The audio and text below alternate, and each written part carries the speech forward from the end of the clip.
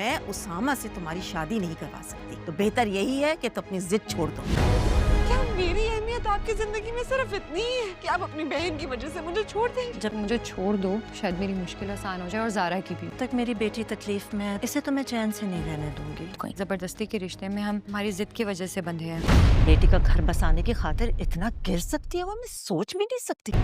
तुमने छीन लिया उसामा को मुझसे, मेरी सारी कोशिशें बेकार हो। नूर उसामा से कहेगी कि वो उसे छोड़ दे, उसकी वजह से बहुत सारे लोगों की जिंदगियां खराब हो रही हैं, मगर उसामा उसे छोड़ने पर तैयार नहीं होगा। दूसरी तरफ अलिशबा अपनी जिद पकड़कर बैठी हुई है कि वो शादी करेगी तो सिर्फ उसामा से, वरना किसी और से वो शादी नहीं करेगी।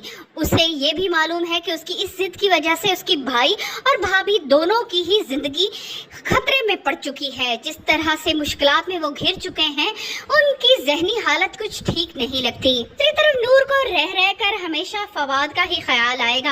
उसे लगेगा कि फवाद उसके इर्द गिर्द मौजूद है, अभी वो चाहकर भी से मोहब्बत नहीं कर पा रही। दूसरी तरफ उसामा की माँ है जो इसी कोशिश में है कि नूर इस घर को छोड़कर चली जाए। नूर की वजह से उसकी बेटी की जिंदगी खराब हो रही है और सिर्फ नूर ही एक लड़की है जिस वजह से ये सब कुछ हो रहा है और इतने लोगों की जिंदगी अजाब में मुब्तला हो चुकी है।